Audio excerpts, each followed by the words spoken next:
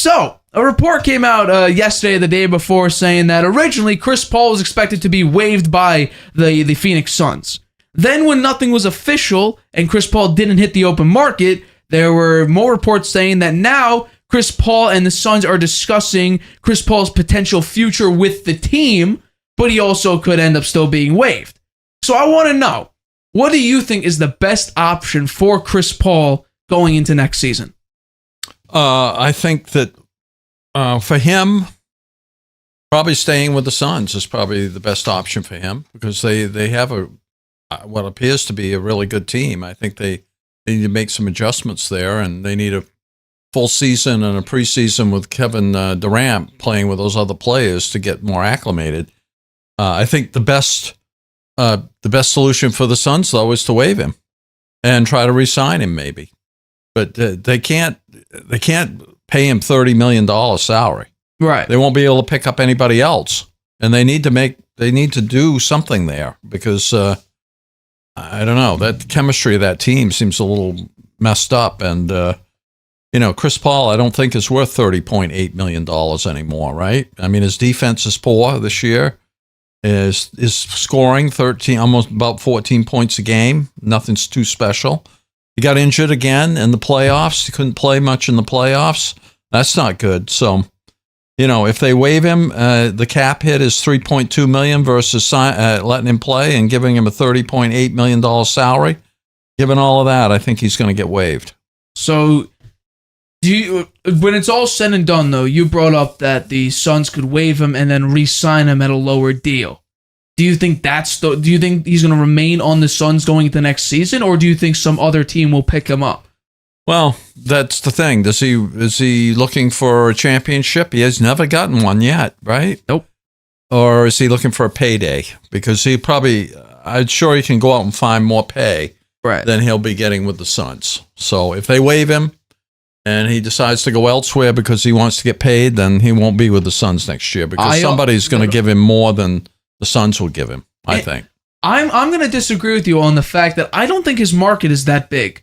He's going to be 37, 38 years old, injury prone. In the playoffs, there's some bad juju vibes when he's in the playoffs. He can never win a title, no matter how good his team is. They were up 2-0 against the Bucks. You lose 4 straight, so you lose in 6 against the Bucks. There's something weird and maybe some black magic going on with Chris Paul and his chances at a championship.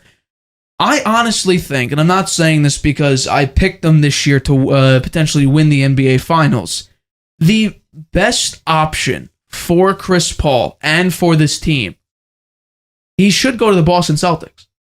Because for 2 straight years, the one major flaw, besides consistent performance from Jason Tatum, has been a true point guard. They don't have a distributor. You have Jason Tatum, who's better as a spot-up shooter. Jaylen Brown, who has the handles of a 6-year-old. You have Marcus Smart, who's defensive and can hit an occasional 3. Al Horford, who, while yes, he's still somewhat quick when he's defending, he can't really move up and down the court all the time. And Robert Williams, who seems to be injury-prone consistently year after year. They don't have someone who could push the ball or push the tempo. Chris Paul, there's no bad culture with Chris Paul. And that's maybe something the Celtics need. Jaylen Brown has had issues with the culture of the Celtics. Well, he seemed upset 2 years ago when they were planning on trading him for KD. He didn't like that. He didn't like Ime Udoka's coaching system. He thought he was too hard, maybe. He said this year he didn't like Jaylen Brown. Jaylen Brown, yeah. He didn't like the fans. The fans in Boston was a whole issue. So that there were a lot of instances where Jaylen Brown didn't love the team he was on. You bring Chris Paul. There has never been a toxic culture when talking about Chris Paul. No matter what team he's on, the Rockets, the Clippers, the Suns, New Orleans, when he was with at the time, what was it, the New Orleans Hornets, if I'm not mistaken? Something like that. New Orleans Jazz, right? No, that's the Utah Jazz. Utah's Jazz. He wasn't on the Jazz. He was on I think he was on the Hornets when they used to wear those blue and yellow pinstripe jerseys. He's been on a lot of teams. But we've never heard of a toxic culture with Chris Paul. Yeah. Even with a bunch of personalities on the team. You had James Harden, who went to strip clubs every single night in Houston. He had Russell Westbrook, I'm pretty sure, at the time. He also went to OKC as well. I mean, you've never heard of a bad... Yes, well, Chris Paul may be considered slightly a dirty player. The culture that he was in was never a talk. It wasn't like a Brooklyn situation where everyone wanted to get out of Dodge. You bring him in, he's still considered the point guard. He can get you the 10, 12 assists you might be looking for when he's healthy. You need a true point guard. And here's the thing. Trade Marcus Smart. You have plenty of defense on that team. Plenty of defense. Jaylen Brown, Jason Tatum, Al Horford, Robert Williams. You have Malcolm Brogdon who can hit shots and play decent defense. You bring in Chris Paul, who's not a great defender, he can hit an occasional shot, but is not a true shooter, but can give you that distribution that the Celtics have been looking for the past 2 years. My bet would be go to the Celtics, pay him. However, you bring up a good point about the $30 million a year. If you're paying Jason Tatum and Jaylen Brown each a total of $613 million, you're not going to be able to bring in a player who's worth $30+ million. Well, that's where Chris Paul would have to make a decision about, am I going for a championship or am I going for a payday? Because with the Celtics, he would have a chance to get deep into the playoffs again. Right. I would think. And he might be willing to take a little bit less money for that. I also think if he went to the Celtics and they hung on to basically the team that they have and added him, then he wouldn't have to play that many minutes, right? You have Malcolm Brogdon, who is a point guard, and you have Marcus Smart. And I would not trade Marcus Smart. I think that the Celtics need to pick up their defense next year. That was a problem for them this past year. They did not play the best defense, and Smart is noted as a defensive player. He's been picked as one of the top. He won Defensive Player of the Year, I think, last year, the year before. Last year, and he can pick that up. He didn't play as good a defense this past year as he did the year before. He needs to pick that up and be the focal point for the defense. So I think they should hang on to him. But I do agree with you. Chris Paul to the Celtics would be a plus for the Celtics and for him. It's a money thing. It's all about money, whether they can make it work for the money. I think I was thinking about this earlier today. Another potential landing spot that I don't know how well it will work, but it's interesting nonetheless, is the Dallas Mavericks. I don't know how well that will work because you need more shooters and a better defense for the Mavericks. Because Luka will give you damn near a triple-double every night. We know that. But it's the amount of weapons. The whole thing for the past 3-4 years has been, Luka needs weapons. Luka needs weapons. Is Chris Paul that weapon that you need? I'm not sure about that. I don't think so. I think the key is to get bigger it's as good with a the Mavericks. fit. I think the Celtics are a better fit than Dallas for Chris Paul. If you had to trade, Luka Doncic is really a point guard. Yes, no, he is. Yeah. He's a point forward. Yeah. Yeah. So, and he likes to handle the ball.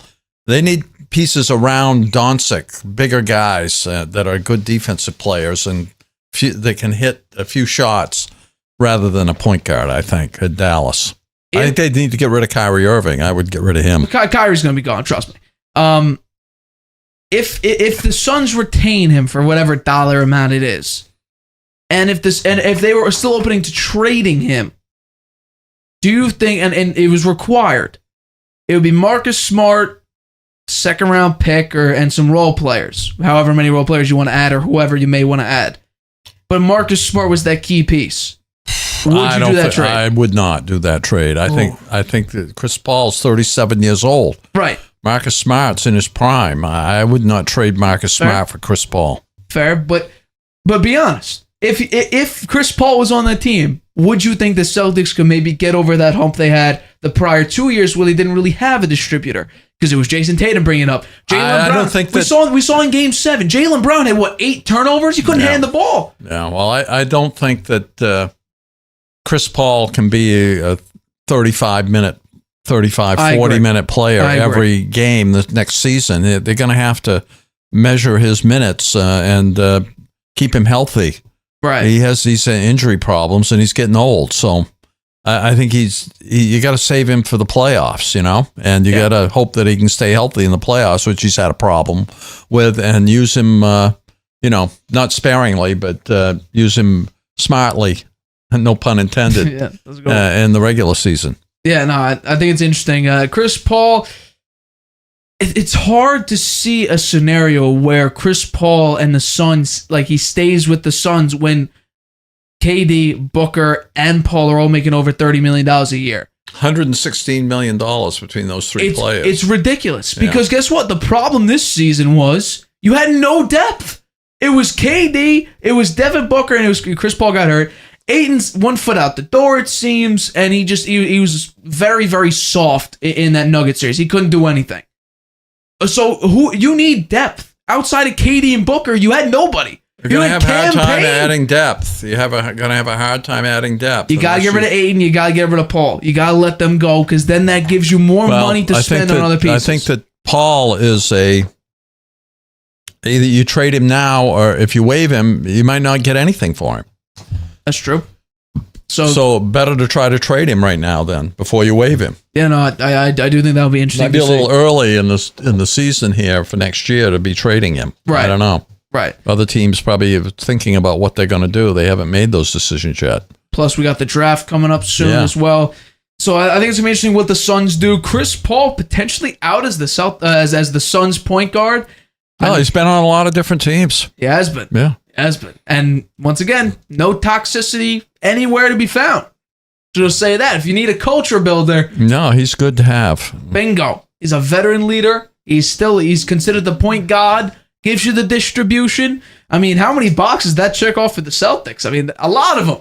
A lot of them. So we'll see what happens with the Chris Paul situation moving forward. Hi, everybody. Thanks for watching. Make sure you subscribe here to get the latest from the show. Also, if you want to check out the full episode, make sure you click the I in the top right-hand corner right now. If you want to listen to this show anywhere you go, make sure you go to anchor.fm/The Harvey Hour or anywhere you get your podcasts.